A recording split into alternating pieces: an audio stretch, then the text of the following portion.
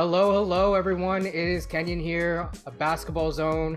We are doing a Toronto update edition just to look back at some of the trends that I've noticed. And I have a guest here. My name's Tim Roach. I go by Coach Roach. I used to be university coach for a few years at Acadia University with the women's varsity program. I've coached at a lot of levels, high school, college, provincial team stuff. Basketball is a massive passion of mine, and so are watching the Raptors. It's great to be on the show. Awesome. So, yeah, I mean, great to have you here. We've done stuff together beforehand. So, this is actually just a continuation of that in a different form. So, I guess first things first, the Raptors lost yesterday. That brings their total record to 5-4 through the first 9 games. I don't know. How do you think that they've done? Were you kind of happy? Is this what you expected? But they just went through a grueling 7 game stretch where they went Yeah. 4-3, and I was completely satisfied with that. That, if anything, was a goal of mine. Anything above that goal was a bonus. Going into Dallas, which is traditionally a harder place for opposing teams to play in, I actually thought they played really, really well. There was no shortage of effort. There was just a few plays here and there that kind of did not go their way, and basically what I saw has been a continuation of what we have been seeing so far. The defense has been really good. It's been really aggressive, and the offense were I think we're better than what I expected us to be at this Yeah. point in the year. And I think a lot of Raptor fans would say that as well. But just the way that this team is trending, I think certainly good things are coming. Yeah, and I mean, for me, I've always been a little bit more positive on this team than the typical fan, shall I say? But I do believe what I believe for a good reason, I think. And so the way that I would characterize the past 9 games is this team is very gritty. They come every single night and they will fight. They will fight from beginning to end. And we were talking about this yesterday. So just to give the viewers a little bit of information, most games after the game, I will call you and we will talk about how the Raptors did before I do these shows. Um, I think that the Raptors are really, really gritty, and you want to see this out of a team, and you want to see this out of a team early when the games don't matter as much. Although we went through, you said, pretty tough stretch. We played Miami twice back to back. We played Brooklyn. Yes, Brooklyn is Brooklyn, but Brooklyn, a lot of people had them above us and weren't really sure. We also, and sorry, it's quite windy outside, so if you hear background noise. We also played who else did we play? I believe we played another team back to back. Oh, right, that's Philly. And we beat them once, and the other time they beat us. So yeah, I think overall, what I think that we can take away from these tough wins is that every single game thus far, except for one, from what I remember, we've been in the game. You need to have the right personnel to play the style the Raptors play. Long, great athletes. I think for the most part, guys who are in their prime or younger who are just starting out. And number two, you have to buy in. Could you imagine Brooklyn trying to do this for Steve Nash? No. Could you imagine last year the Lakers doing this for Frank Vogel? No, right? You have to have players who are going to buy in. You need to have the right personnel to do this. Yeah. You know, Tom Thibodeau for the Knicks, he's always been known to have these great defensive teams. And once again, you have to have the players who are going to buy into that because these are professional athletes at the end of the day. Yeah, I mean the way that I characterize that specifically is that it's easier. Nick Nurse plays a really intense. His style of defense is very intense, and I think it's easier to, uh, uh, crank down the dial than to dial up. There's it's I don't know the exact which horse it was, but there was a racehorse that used to be like this, where the racehorse, it liked to be, it liked to, come from behind, and it would do all these things, but it would basically be so intense, and this horse was like, it would always just have this intense energy. And when you have that, you don't want to dial it in. You want to work with that, and that's kind of how I see Nick Nurse's defenses, and that's how I see the team.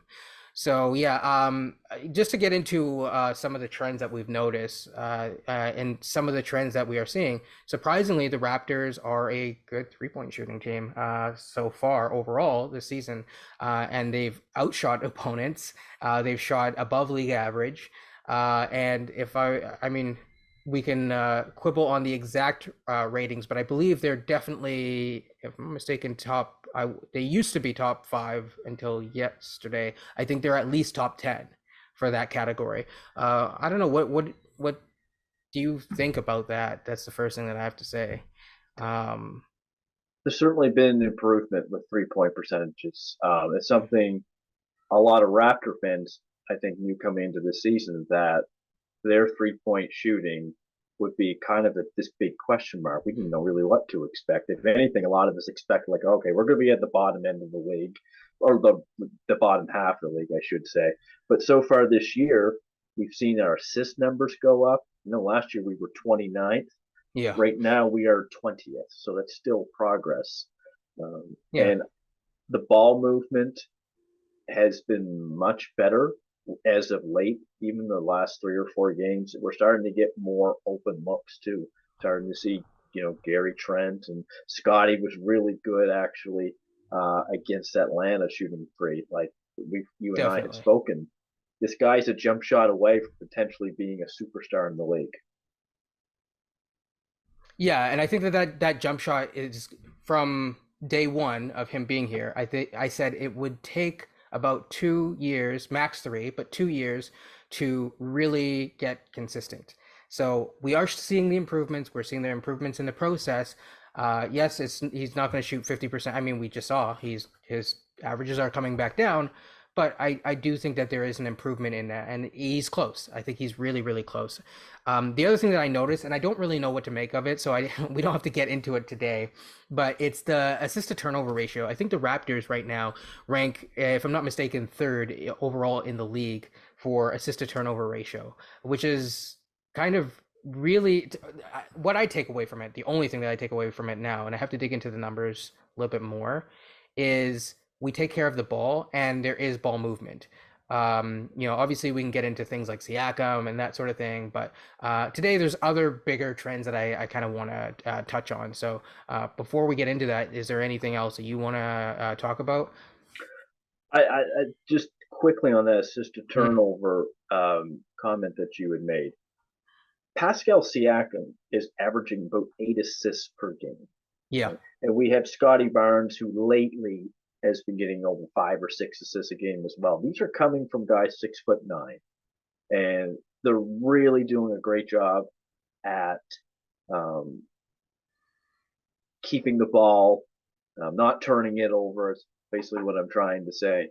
yeah. And this just goes to a point more about where this team is going, how we can have multiple guys handle the ball and initiate the offense, and it's quite a thing to see as a fan. Yeah, there's definitely what I see is a lot of smart, high IQ players that are, doing a really, really good job of really honing in and making good, especially in that starting lineup, that are really able to make plays. I do think that while currently it seems like after yesterday we have the updated offensive ratings, which is we are fifth in offense and we are sixth in defense. So we are top 10 in both. To win a championship, you need to typically be top 10 in both. I am not necessarily saying that the Raptors will or are a championship team, although I believe 538 has us fifth in championship odds currently. But I do think that this is a good marker of success for the team going forward. So with that being said, I think that the offense is a little bit janky. And so I think that the real question now becomes is with a janky offense, can we sustain this? I do know that fast break points have been a huge emphasis and a huge reason as to why the offense is so good, so positive, and so amazing. The real question then becomes is, a game like yesterday where our fast break points weren't 40, they were, I believe, 15, and we're getting outscored on the fast break. and Dallas plays a much slower, more methodical style. How do you think that we can kind of combat that? It is a good question because our offense is a little janky, and it's even more so last year. So I kind of, the way I view it is we can only go up. And I think we've been doing that Yeah, so far in terms of our offense. Just having multiple guys who can initiate it. It's not just Fred. It's not just Pascal. It's not just Scottie. You know, we're seeing multiple guys who can initiate the offense, but also run the break in terms of the fast break. And that's going to be a major component probably of our offense this year is the fast break because our offense can be a little janky and unpredictable. right, We're really going to have to rely on transition points. And when you have five guys on the floor who can pass, dribble, and shoot, not a master at doing that, but at least kind of like a jack of all trades, all five guys, it certainly can put our team in a position to really take advantage of for sure. being in transition and being able to score points, especially if we're going up against a team, i.e., like the Philadelphia, who might be a little bit slower getting back in their defensive transition, especially if Embiid's on the floor. Yeah, and I mean, we definitely have to have a conversation about Philly, especially with the recent injuries at some point in time, perhaps after this. But because it is interesting to see how they're going to fare. Um, my question now becomes: I watched last night's game. I noticed that within that offensive system, it was a little bit shaky when you have Van Vliet down, when you have Siakam on the bench before he got injured, and you have Scottie on the bench. You don't really have any offensive initiators. And I mentioned this in my post game. I don't know if you saw it or if the viewer saw it. Go check it out, obviously. But the I think it's a big emphasis. We've talked about it a couple of times. I know some people, and this is what I said in yesterday, is that I know there's been a call for Malachi Flynn to be that person. Maybe it could be Banton, but currently I don't think that they're ready. I don't think either are ready.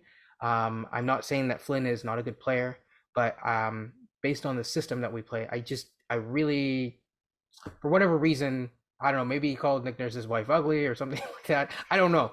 He's not playing, right? He doesn't want to play, and I personally think it's because he's a bad defender, and I disagree with certain people about this philosophy, but I really do like the fact that uh, Nick Nurse really demands defense from and a high level of defense from every single one of his players. So I don't know if you agree, and do you see any potential,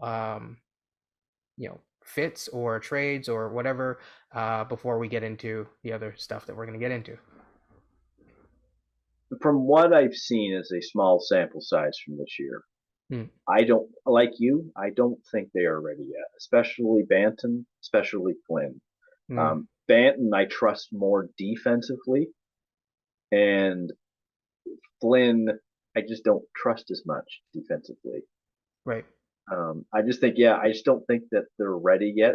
And but there's a other side to that. You can view it as well. Is Nurse really given them a chance to be out there to prove that? Yeah. I kind of think he has a little bit so far, and nothing really. Either of them hasn't blown me away. That kind of thing with their play. In terms of maybe acquiring someone, Christmas trade deadline, it's going to depend on where this team is at in the standings. But Yeah. like you said, I'm thinking a combo guard, someone who can initiate the offense, someone who can create their own shot off the dribble. Basically, someone who's going to give us a little bit of an offensive punch as we move forward. Right. Someone like a Jordan Clarkson might not be so much him Yeah, because of the defense. because of his defense, but just someone because I think we have enough pieces around this potential person that we bring in where I'm not so concerned about defense when he's got this person's got Otto Porter or Precious or Boucher or one of the stars. I'm not so concerned about that. This Yeah. person who they might want to bring in should be a little bit more offensive centric in a sense. They're going to have to play defense, but it's almost as if the defense might be secondary because I just think that we need a little bit more offensive punch because we're just not getting it from Flynn or Banton right now. Yeah, and I think that that's definitely like a fair assessment. I guess my question would be, you know, like how much of a drop off in, and you don't have to answer this today, but like how much of a drop off in defense is too much, right? Because again, if you're bringing in the wrong person, and it's the wrong fit, the nurse isn't going to play that person, and it's kind of a waste of assets trying to like get someone that like nurse is not going to play, right? So that's why I'm like, I think Clarkson would be interesting on the offensive end. He kind of is similar, very similar in terms of his play style to Gary, but at the same time, his defense is not really quite what you would hope. And I don't know if it's just the situation that he's in or has been in. So, yeah, I have my favorite targets like Bogdanovich, obviously. There's Shea, there's KD. The Hopefully, target. if we'll see. But again, I think for now, looking at our current roster, one thing that I think would be interesting is when Van Vliet is back and healthy and able to join the lineup again. I would really be curious to see what would he look like in coming off the bench. And the reason is because number one, if we're going to guarantee that we will still pay you 25 to 28 million dollars a year, we will help yourself by making you look good in that role. That unit needs an additional assistance in those areas, and potentially you get to save your body a little bit more and have a longer career. I mean, I think that there's something there, but I don't know. I'm not the coaching staff. I'm not the medical staff. So yeah. Yeah. I certainly hear what you're saying as Mhm. well. I don't foresee Fred coming off the bench Probably probably not. ever again on this team. Yeah. There are only so many guys like Manu Ginobili ever to play who are really willing to do that for the team. We're Yeah. starting to see Russell Westbrook do it now, and I got to say, Russ is playing pretty well. Probably the best he's ever played in the Lakers uniform in the last 3 games, It coming in off the is. bench. It hasn't resulted in wins or Two enough wins. wins. That is true. That They is. get two. They I'll get. give you. Yeah. Yeah. Fair. That's fair. That's fair. So I guess we will see for them moving forward. Okay. So, I think you and I talked, and there's a couple of plays that we really wanted to kind of cover and get into. So I guess let's just enter that part of this because I don't know how to transition yet. So yeah, so We're just rolling with this. This is good. we are just rolling with this, and that's what matters. So the first couple of plays are actually Scottie, and I think that it's important to recognize that like his playmaking has always been really impressive, but it's improved.